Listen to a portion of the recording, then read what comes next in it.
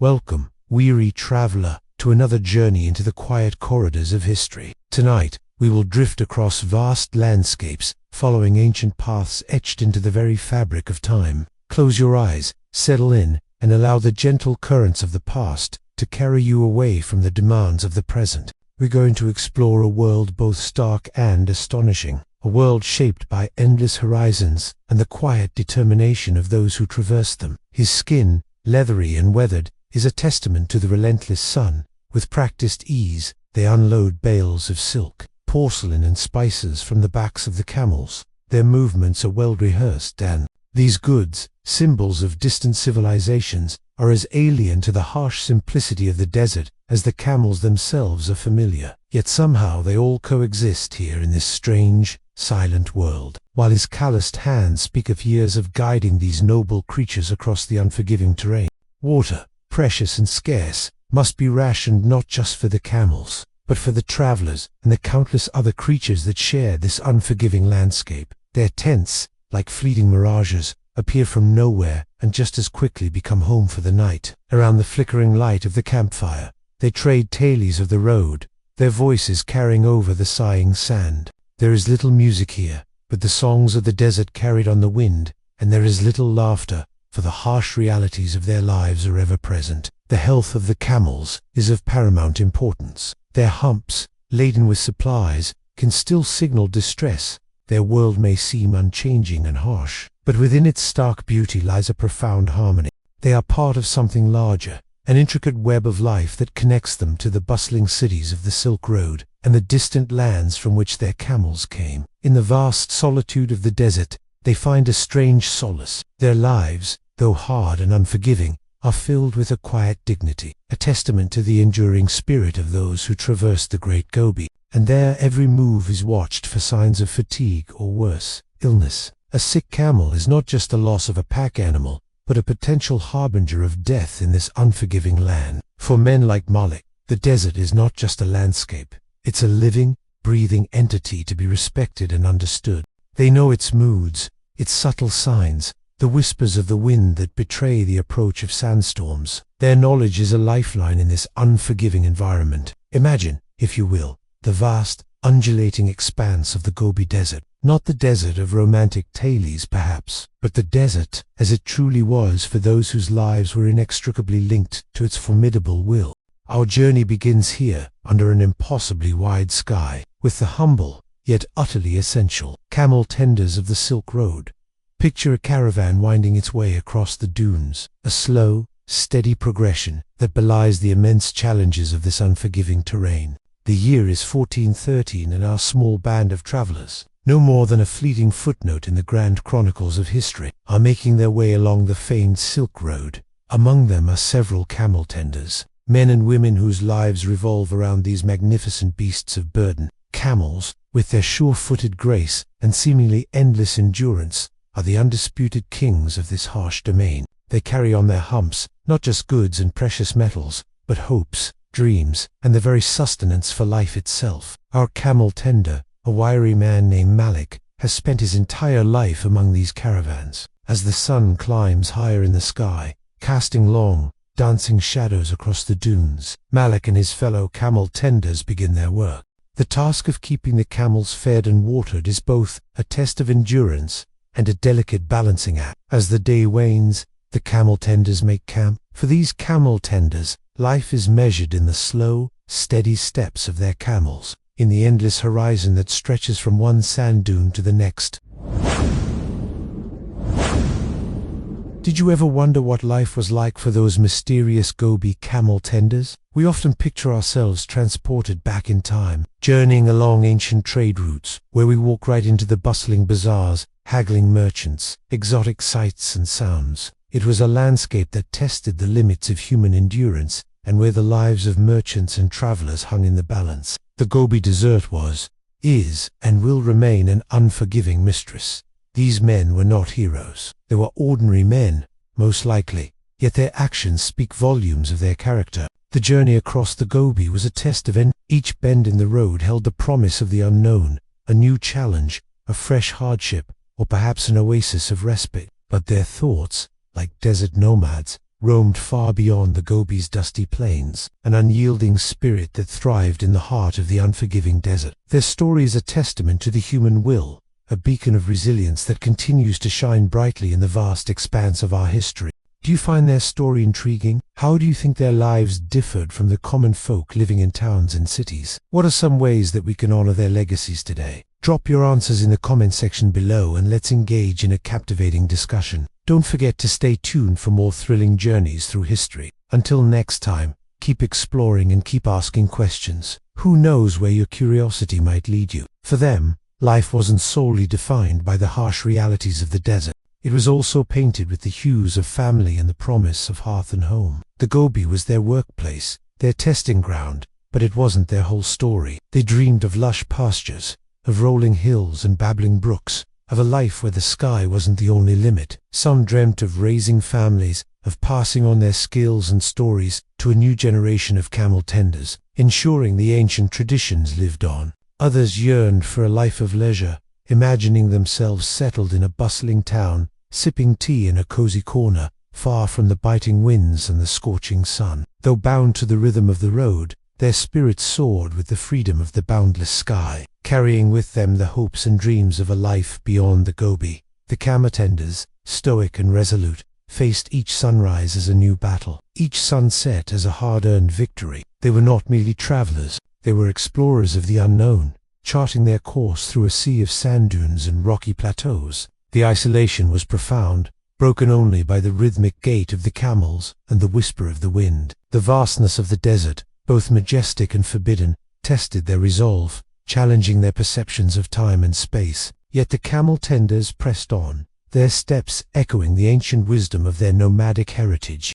They lived in the moment, embracing the serenity of the open range, finding strength in the solitude and wisdom in the silence of the dunes. The Gobi, with all its harshness and beauty, was their home, its stories etched in their bloodline, its secrets whispered in their dreams. Days blurred into weeks as they walked the seemingly endless path. The camel tenders and their charges were one, their fates intertwined in a silent pact of survival. But life on the road was not just about the destination. It was a constant negotiation with the elements, a silent battle against the unforgiving terrain and the dwindling supplies. They started their days before the sun crowned the horizon, their steps echoing in the vast emptiness. The morning chill bitted their exposed skin, a stark reminder of the Gobi's capricious nature. Each step was deliberate, conserving energy for the long haul. As the sun climbed higher, the heat bore down, transforming the desert into a shimmering mirage. Water, that precious elixir, became their constant preoccupation.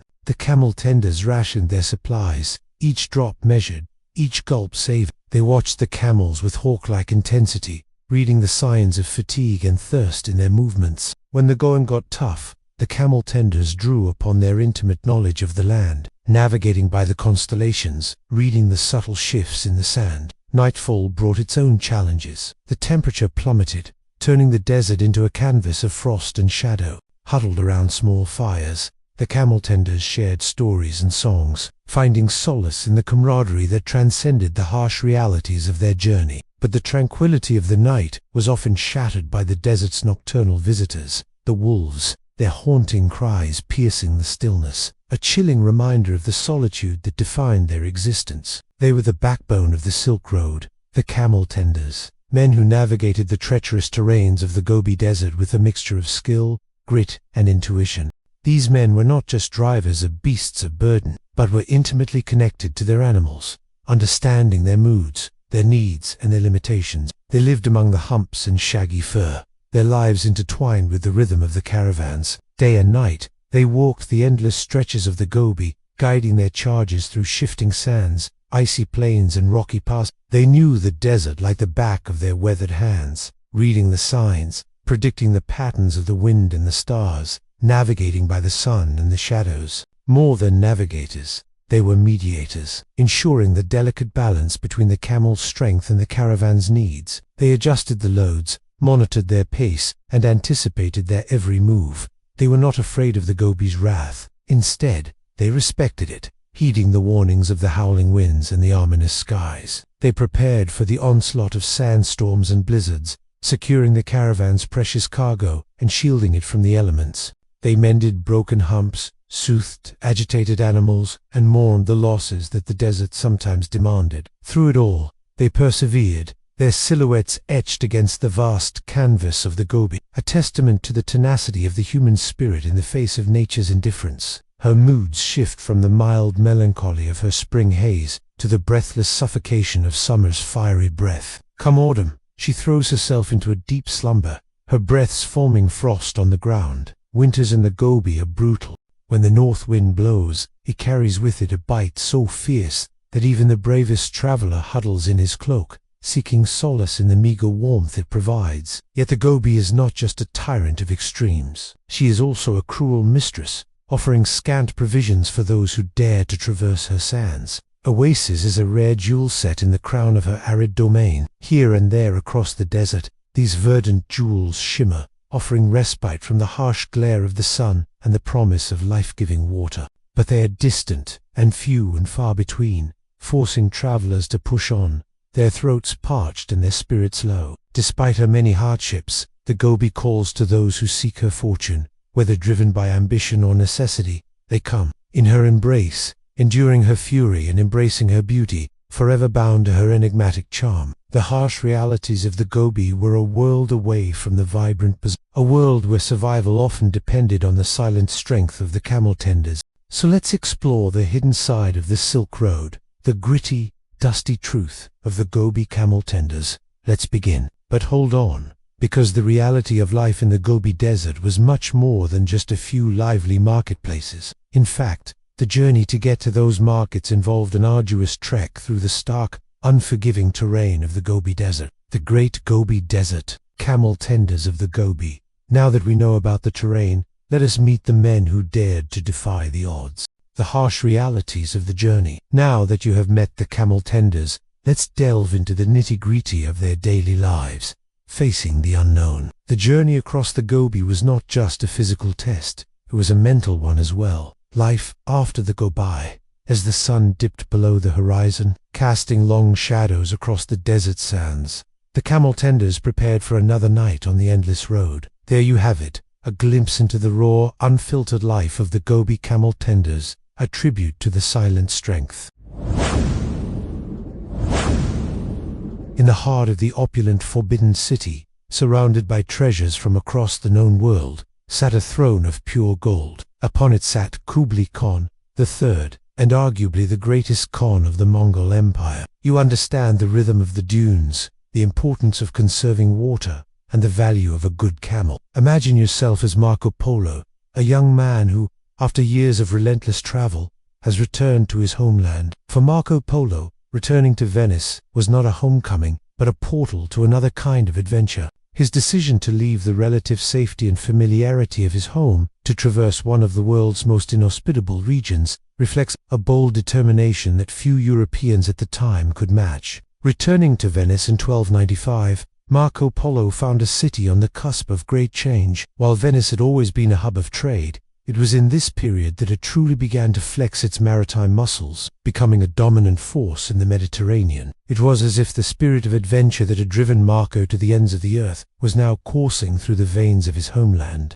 Venice was poised to become a global connector, a city that would bring the riches of the East and the resources of the West together. And here was Marco, armed not just with exotic goods, but with a trove of experience and understanding that few Europeans could match. Picture Marco Polo settling back into Venetian life, but not really settling. His house, his city, even his life seemed constricted after the boundless horizons of the Asian steppes. It was as if the very air in Venice was thick with the ghosts of his adventures. Every canal seemed to whisper tales of his journeys, every market stall echoed with the clamor of distant bazaars, and everywhere he went, the faces of strangers seemed to hold echoes of the nomadic tribes he befriended in the heart of Asia.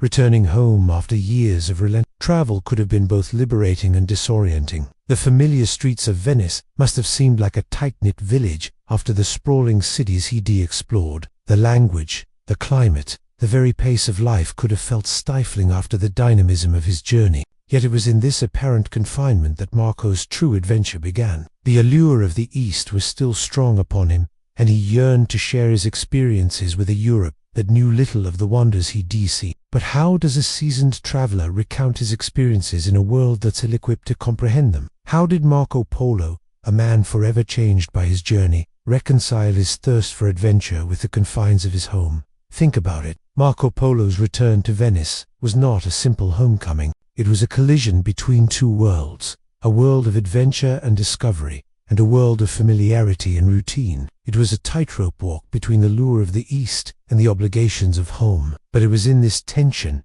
this clash of cultures and experiences, that Marco's true legacy was forged. The sea, so integral to Venice's identity, might have seemed like a prison to him after years of traversing solid land. Yet it was through the sea that Venice thrived, a fact Marco would have known well during his travels through the Mediterranean. His house, though undoubtedly comfortable by Venetian standards, would have felt like a cage after the boundless horizons of the Asian steppes. The walls may have seemed confining, the canals limiting, the smells of the lagoon, once comforting, might now seem cloying compared to the open air of the desert. Even the gentle lapping of waves against the Venetian docks could sound discordant after the wind whistling across empty plains. Upon his return to Venice, Marco Polo's house must have seemed like a tomb, a stark contrast to the vibrant bazaars and imperial palaces he'd left behind. Venice, while familiar, must have felt alien. It was as if he'd stepped into a different world,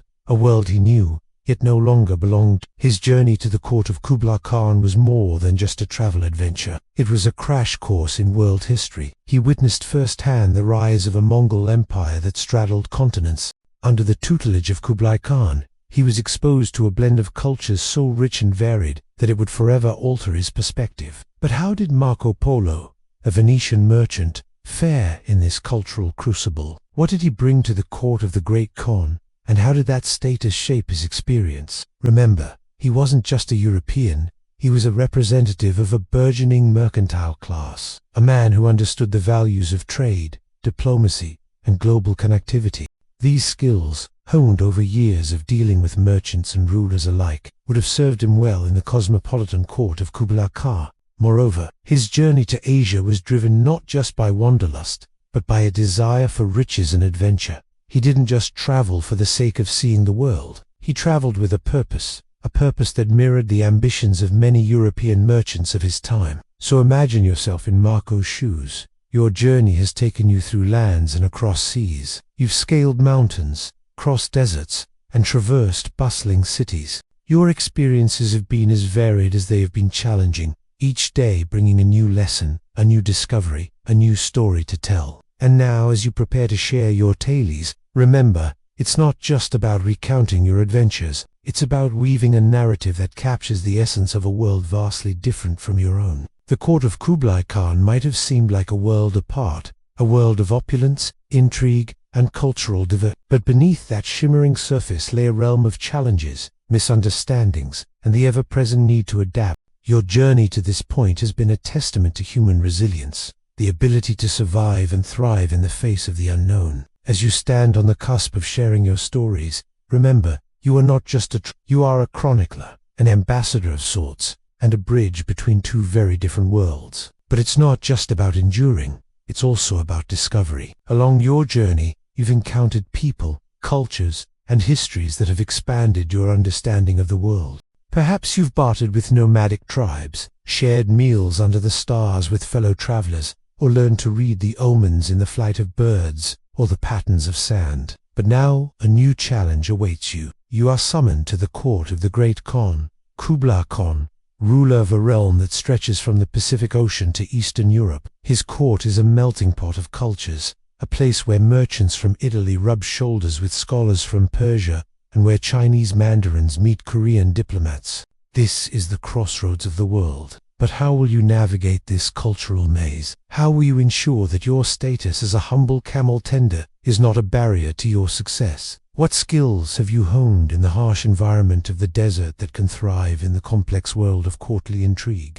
Your journey has been long, marked by both the challenges of survival and the discoveries of a world far vaster than you ever imagined. Now, as you approach the court of the great Khan, remember it's not just your knowledge of camels and the dunes that will serve, but also your adaptability, your ability to learn, and your courage to engage with the unknown. After all, your journey, much like that of Marco Polo himself, is not just about the destination, it's about the growth and understanding you gain along the way. In his hands, he held the world together, holding together the largest contiguous land empire in history. Beneath him, throngs of courtiers moved like chess pieces on a board, each playing their part in the game of power. To his side, advisors from among the many nationalities that his empire encompassed whispered their counsel. The air buzzed with the murmur of many languages, for under Kublai Khan's rule, the borders of nations meant little. Merchants from Italy, Persian scholars, Chinese men, and Korean diplomats rubbed shoulders here, drawn to the cosmopolitan court of the great Khan,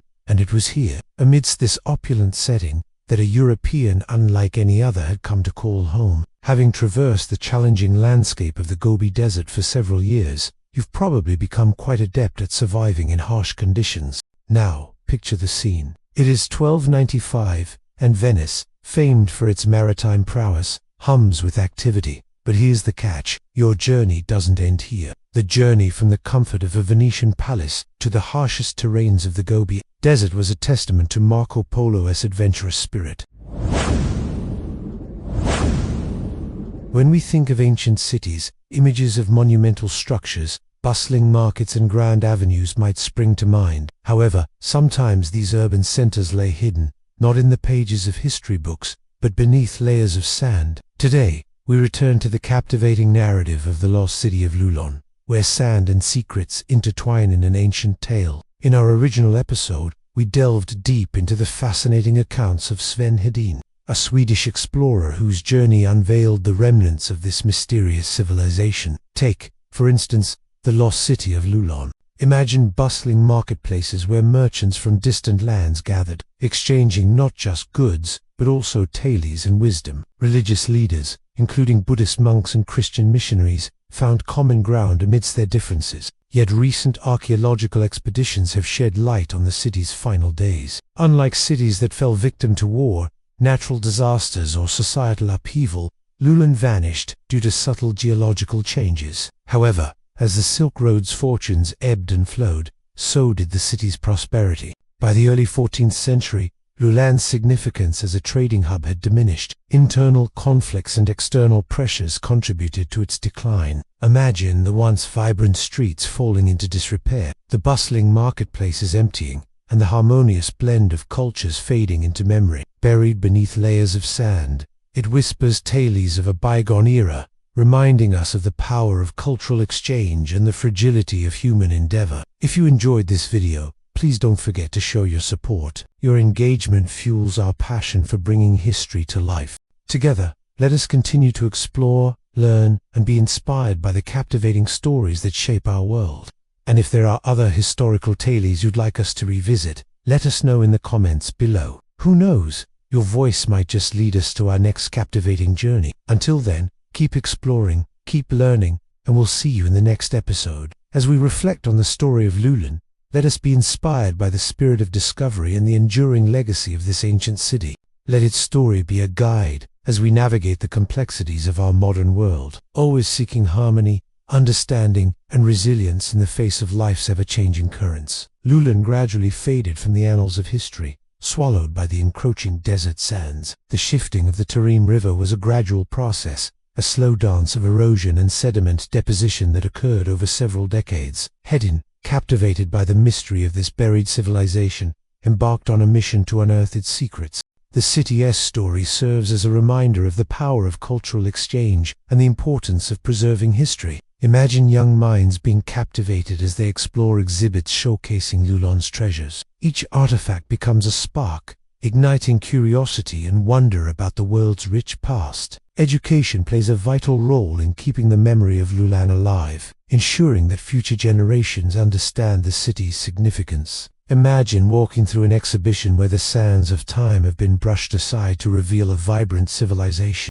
Seeing the artifacts from Lulon gives us a profound sense of connection to our shared human heritage. It's a reminder that despite the passage of time and the shifting sands, the spirit of humanity endures. His expeditions unveiled a treasure trove of artifacts and provided valuable insights into the city's rich history. Imagine the thrill of unearthing artifacts that have lain undisturbed for centuries, each item whispering tales of a forgotten civilization. The discovery of Lulan captured the world's attention, highlighting the profound impact of exploration and archaeology.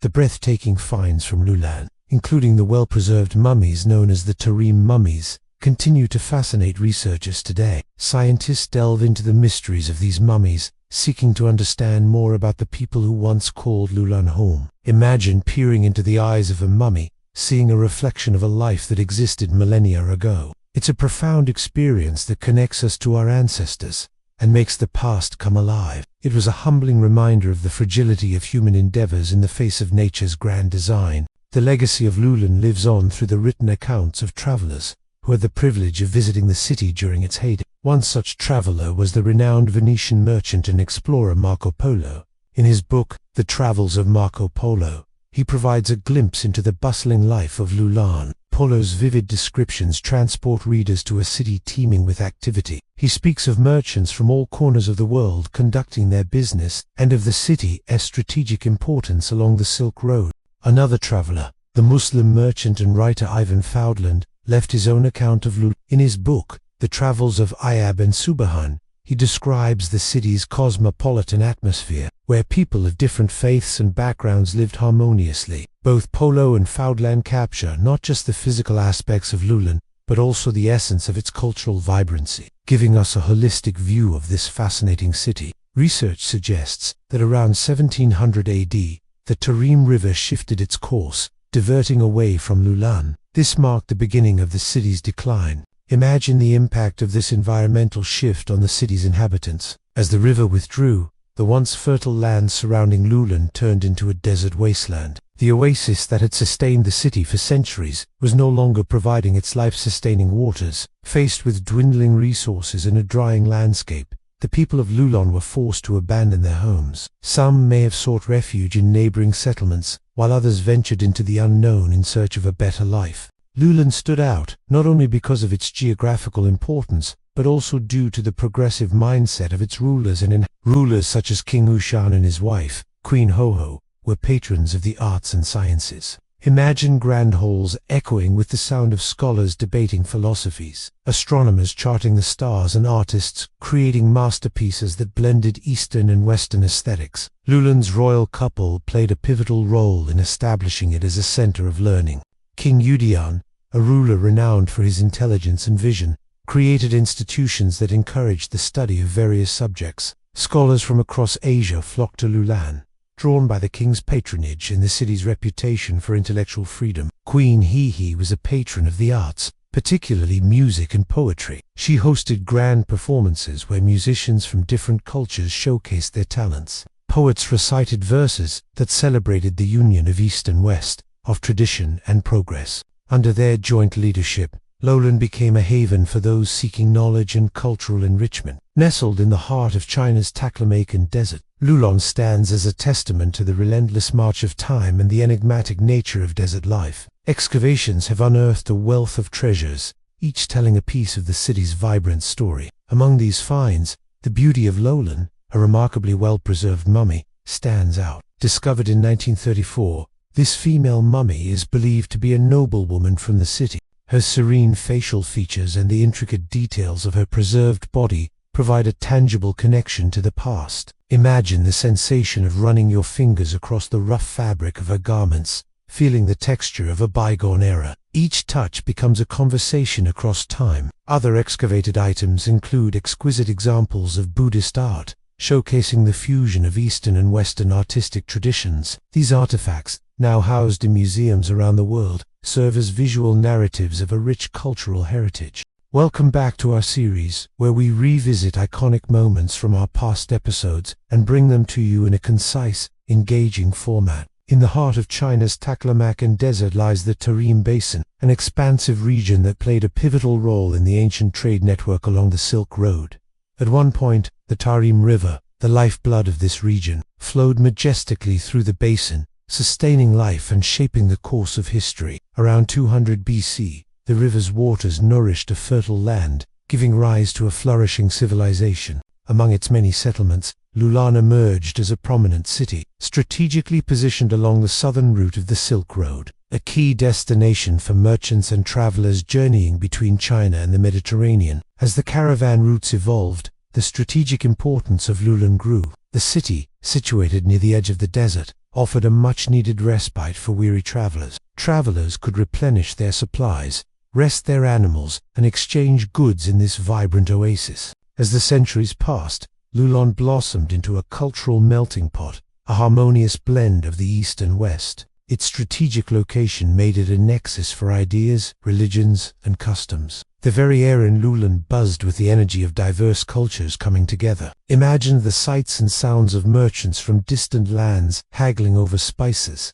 silks, and precious stones. Amidst this lively backdrop, religious figures such as Buddhist monks and Christian missionaries engaged in discussions that transcended trade. They shared their beliefs, fostering an atmosphere of mutual respect and understanding. Lulan was not just a hub of commerce and cultural exchange, it was also a beacon of learning. The legacy of Lulan lives on through the artifacts discovered in the desert sands. The ruins of Lulan lie, hidden beneath layers of sand, a testament to the unforgiving nature of the desert. What makes Lulan truly unique is the manner of its disappearance. After Marco Polo's departure, Lulan continued to thrive for several more centuries. Fast forward to 1901 when the famed Swedish explorer Sven Hedin rediscovered the ruins of Lulan. The legacy of Lulan extends beyond its ancient walls. In the heart of China's Taklamakan Desert, the lost city of Lulan continues to captivate the world's imagination. The sands beneath our feet are still hottest beneath our feet. Desolation of the Taklamakan Desert. We're going to keep going now along the ancient Silk Road. And when we talk about the Silk Road, we can't only focus on the great cities, on the great trade days, turn into weeks as the sun relentlessly beats down, turning the vast expanse of sand into a shimmering, undulating sea of heat. Sunsets paint the dunes in hues of orange and red, creating a fleeting spectacle of color and calm before the full force of the desert night descends. Stars blaze in the inky sky, offering a comforting constancy amidst the shifting sands. We arrive at the court of Kublai Khan, where life is a mix of diplomatic negotiations, artistic patronage, and lavish ceremonies. To navigate this world, one must master the art of diplomacy, always aware of the potential pitfalls. The Khan's table is laden with delicacies from across his empire. Even the slightest misstep can lead to exile or worse. For him, it's a crash course in diplomacy, cultural exchange, and the art of navigating a world where survival depends on one's ability to adapt and excel. The splendor of Xanadu, the intrigue of courtly life, and the constant hum of activity make it a place where fortunes are made and broken. Polo, with his outsider's perspective, is uniquely positioned to observe and learn from this fascinating world. The Khan's palace is not just a place of power, it's a crucible of cultures, a hub of diplomacy, and for those who dare to enter it, a world of intrigue and wonder. The Khan, despite his many interests, is a busy ruler, presiding over an empire that stretches across continents. He relies on a network of loyal and intelligent administrators to keep his vast realm functioning. Polo's skills and languages and his knowledge of foreign affairs make him a valuable asset, but he must tread carefully to survive in this world of intrigue. Dishes from China, Persia, and even Italy mingled with local specialties. Meals are not just about nourishment, they're about diplomacy and cultural exploration. It's not unusual to find oneself seated next to a visiting dignitary, sharing a sumptuous meal and exchanging stories of one's homeland. Music and entertainment play a vital role in courtly life. Musicians from every corner of the empire perform, creating a symphony of sound that fills the grand halls. Polo, with his tales of European music and instruments, adds a new dimension to the court's entertainment, showcasing the diversity of his homeland. The language barrier is real, and while translators are present, miscommunication can have serious consequences. The magnificence of the court is overwhelming. Imagine a grand audience hall where the Khan receives ambassadors from distant lands, each bearing gifts and carrying tales of their respective kingdoms. The air is thick with incense as diplomats, many dressed in sumptuous garments, negotiate treaties and alliances. Marco Polo, with his knowledge of European affairs, finds favor in the Khan's court, eventually being appointed to important missions. His job is to deliver messages and goods with utmost speed and discretion. It is a high-pressure environment where success means the difference between a lucrative trade agreement and a broken alliance. The year is 1275, and the Mongol Empire stretches from the Pacific Ocean to Eastern Europe. At its heart is Kublai Khan, a leader who, despite his fierce reputation, was a patron of arts and sciences. Our story focuses on Marco Polo, an Italian merchant whose father and uncle have embarked on a mission to secure trading rights for Venice in the Far East. Their route, fraught with peril, has brought them to the edge of Xanadu, Kublai's opulent summer capital. Passing through the gates feels like stepping into another world. Gone are the harsh landscapes of the desert. Here, towering white walls and turrets greet them, promising safety and luxury. As they ride through the city, they witness a blend of cultures and architectural marvels. Uyghur, Muslim, and Chinese influences are evident in the mosques, the bazaars, and the intricate tilework adorning every surface. Even in the harshest environment, life finds a way to endure. Hardy desert plants cling to existence, finding sustenance in the scant moisture. Nocturnal animals prowl the dunes, seeking a meal in the darkness. The desert, for all its harshness, is a place of tenacious beauty and quiet resilience. It is a testament to the tenacity of life and the adaptability of living creatures in the face of adversity. Through it all, the travelers press on, their spirits unbroken, their resolve strengthened by the shared ordeal. The desert may test them, but it also forges a bond among them, a camaraderie born out of struggle and fueled by the shared hope of reaching the other side.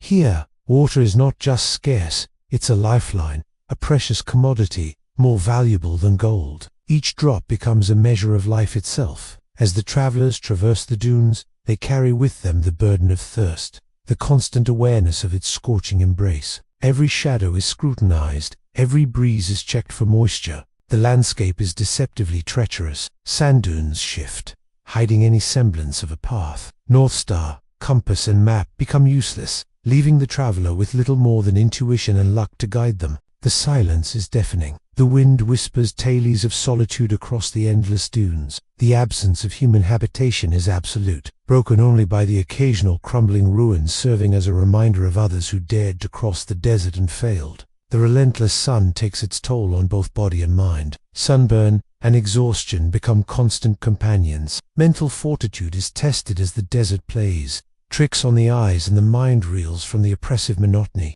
The caravan moves as one, bound together by their shared predicament. There is little room for individuality. Each member of the caravan becomes part of a collective, their individual stories fading into the backdrop of the shared struggle for survival. The harsh conditions demand a strict routine. Awaken before sunrise, travel during the day, rest in the shade during the hottest hours, ration fluids carefully, monitor the condition of the animals. Survival hinges on discipline and adherence to this regimen. The nights bring little respite. Temperatures plummet, turning the desert into a cold and windswept wasteland. The chill seeps into the bones, and sleep offers a fragile shield against the biting cold. Huddling around a small fire becomes a ritual, each spark a beacon of warmth and hope against the encroaching darkness. The threat of sandstorms looms large. In the distance, a wall of sand rises, driven by winds that howl like hungry wolves. The sky darkens, visibility drops, and the caravan must drop everything to hunker down and wait out the fury of the desert. These moments of crisis test the mettle of the travelers. They face the elements with a mixture of fear and grim determination, knowing that their survival hinges on their ability to endure. Some make it, their bodies grow lean and sun-baked, their clothes tattered, their spirits unbroken. Others don't. The desert claims them, leaving behind nothing but footprints in the sand. It's a harsh reality check, a brutal reminder of the price one pays for venturing into the heart of the desert. The odds are stacked against them, yet they press on, driven by the promise of riches in the east, or the longing for home in the west. They walk, they trudge, they stumble across the burning sands, enduring scorching days and freezing nights, battling hunger, thirst, and the unforgiving terrain. The question isn't, why do they do it, but what would drive anyone to risk it all in the pursuit of fortune or glory? That's the harsh reality of the It's a place that tests the limits of human endurance, a crucible of heat and sand that demands respect and offers no quarter. Yet it's this very harshness that makes the oasis of civilization all the more precious. all the more cherished when it finally appears on the horizon. And all of the wonderful things that were carried across this great network, we must also understand that the Silk Road wasn't just about the great moments of cultural exchange and creation. It was also about the harsh realities of crossing some of the most inhospitable landscapes on Earth. So now we leave behind the echoes of ancient cities and bazaars and head into the heart of one of the most unforgiving deserts in the world. The Taklamakan Desert, for those brave or foolish enough to journey across the Taklamakan life, becomes a desperate fight for survival in the midst of the roaring wilderness. However, there are moments of unexpected beauty. Onward to the splendor of Xanadu, entering Kublai Khan's magnificent court, now we enter the next leg of our journey, one filled with intrigue, luxury, and cultural fusion. Life at court revolves around the Khan. His court, a microcosm of the entire empire, is a melting pot of cultures and languages. Food is more than sustenance. It's a display of power and cultural exchange. But court life is not without its dangers. Jealousy, deceit, and ambition lurk in the shadows, waiting to strike. As Polo's time in the Khan's court progresses, he immerses himself in this rich culture, learning the customs, languages, and nuances of this luxurious world. As the sun bleeds into the horizon, painting the sky in hues of amber and rose, casting long shadows across the dunes, it's time to pause our journey along the Silk Road. Our caravan has reached the final stop on our historical adventure, the opulent court of the great Khan. But before we enter the glittering halls of power and intrigue, we must first brave one last leg of our journey through the unforgiving terrain of the Taklamakan Desert. The monotony of the desert landscape both fascinates and overwhelms. Its stark beauty, devoid of human touch, stretches endlessly in all directions, a humbling reminder of the insignificance of our journey compared to the immensity of the natural world. Just as the ancient travelers did, we rely on the stars to guide us, their unchanging positions offering a faint sense of direction in this sea of sand. The wind, whispering through the broken arches and crumbling towers, carries with it the echoes of a vanished past, a haunting melody that stirs our souls. We began under the vast, indifferent sky of the Gobi, feeling the grit of the dust and the relentless pace of the camel tender's life. We walked with them, step by quiet step, through the harsh realities of survival, understanding the profound endurance that allowed the ancient world to connect. From those arduous paths we joined the extraordinary voyage of Marco Polo, experiencing not just the physical trials of his epic trek, but also the widening of horizons, the slow, persistent accumulation of wonder as he moved from the familiar to the utterly unknown. We felt the slow passage of time, the immense patience required for a journey that spanned decades and reshaped a world view. Then, we paused in the desolate quiet of Lulan, a city swallowed by the very sands that once sustained it. We contemplated the silent narrative of environmental change, the poignant reality of a people forced to abandon their homes, their memories preserved by the same forces that claimed their city. The dry, still air of the archaeological site whispered tales of a forgotten time, reminding us of the transient nature of even the most thriving civilizations. Finally, we stepped into the glittering, complex world of the Khan's palace, a place of astonishing luxury, immense power, and intricate human dynamics. Here, the raw materials of the Silk Road, the silks, the spices, the ideas, were transformed into a tapestry of culture, governance, and quiet intrigue. We saw how the immense hardships of the journey culminated in centers of unparalleled wealth and influence. As the echoes of these ancient lives begin to fade, allow yourself to reflect on the threads that connect them. The relentless desert, the desire for connection and trade, the quiet resilience of ordinary people, and the grand ambitions of empires. Each facet of this historical landscape, from the humble camel tender to the mighty Khan, played its part in weaving the rich fabric of the past. The Silk Road, in its essence, was more than just a network of trade routes. It was a conduit for human experience, a testament to endurance, a canvas for both hardship and splendor. It reminds us that even in the vast stretches of time and space, there is a profound rhythm to human endeavor, a constant ebb and flow of challenge and triumph, of loss and discovery. Now, as the last whispers of the desert wind settle around you, and the distant echoes of ancient journeys grow fainter, let your mind drift. Allow the quiet lessons of history to gently lull you, carrying you softly towards a peaceful and restorative rest. The long road is over for tonight. Sleep well.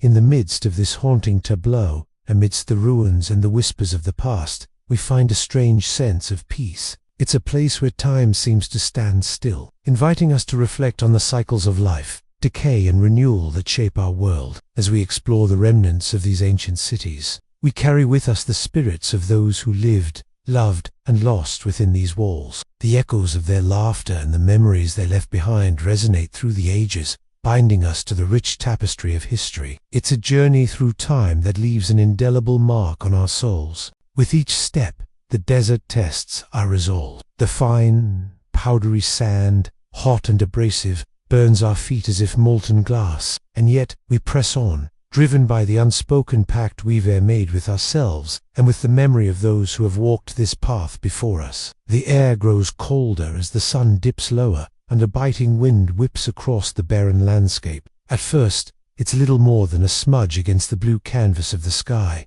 yet it grows, taking shape with every passing moment. The ruins of old cities whispered tales of a not-so-distant past, when these lands were home to bustling communities. The crumbling walls and faded frescoes bear silent witness to the rise and fall of civilizations, reminding us of the impermanence of human endeavors. The lush oasis, with its vibrant life, stands in stark contrast to the ghostly remnants of the past, serving as a poignant reminder of the ceaseless cycle of growth and decay that shapes our world.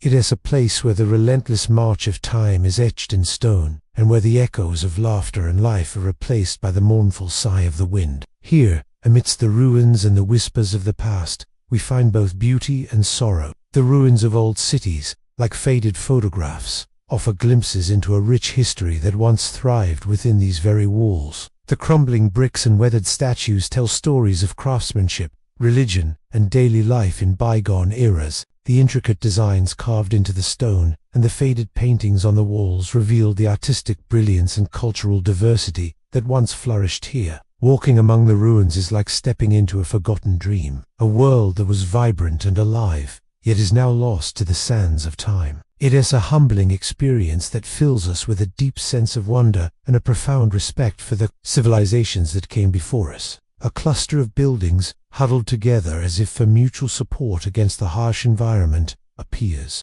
Relief washes over me, a wave of gratitude for the oasis of civilization that breaks the endless expanse of the desert. As we approach, the sight before us unfolds in all its magnificence. Lush green fields, a sparkling lake, and the welcoming shade of date palms create a haven of tranquility, a sanctuary where the relentless desert gives way to life and hope. Here, in this verdant oasis, nestled amidst the unforgiving dunes, we find respite, not just for ourselves, but also for the camels, their bodies showing signs of relief, as they quench their thirst and graze on the lush vegetation. For a moment, we forget the biting winds and the scorching sun, lost in the beauty of this unexpected paradise. The camels, our steadfast companions on this journey, shiver, their bodies swaying slightly as they seek a moment's respite from the elements. And the comfort of homes, we find ourselves stripped bare, confronted by the raw elements and our own inner selves. The journey becomes a test of endurance,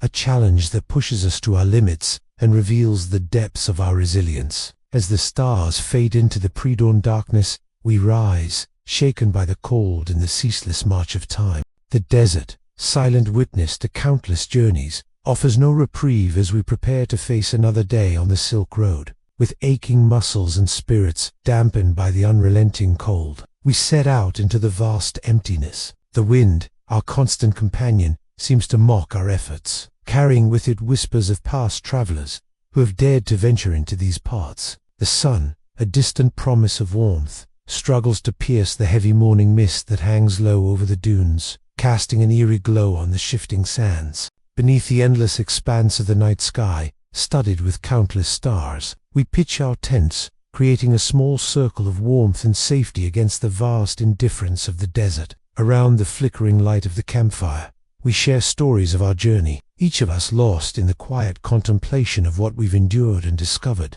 The silence between our words is filled with the soft crackle of the fire and the haunting melody of the wind whistling through the sand dunes. It's here, in this stark beauty of the desert night, that the true spirit of the Silk Road reveals itself to us. It's not just about the silks and spices traded, or the empires that rose and fell. It's about the quiet strength of the human spirit, the unyielding determination that led men to traverse these very sands centuries ago. In the solitude of the desert, far from the clamor of cities, hours crawl by, measured only by the occasional shift in the wind and the slow creep of the sun higher in the sky. And then, as if in answer to our silent pleas, a faint outline emerges on the horizon. Yet even here, in this seemingly idyllic setting, a sobering truth awaits us. Yet there's a haunting beauty in this desolation, a somber reminder of the fleeting nature of human endeavors. And so, our long journey across the sands and through the silent halls of history gently draws to a close. Thank you for joining us on this journey through time.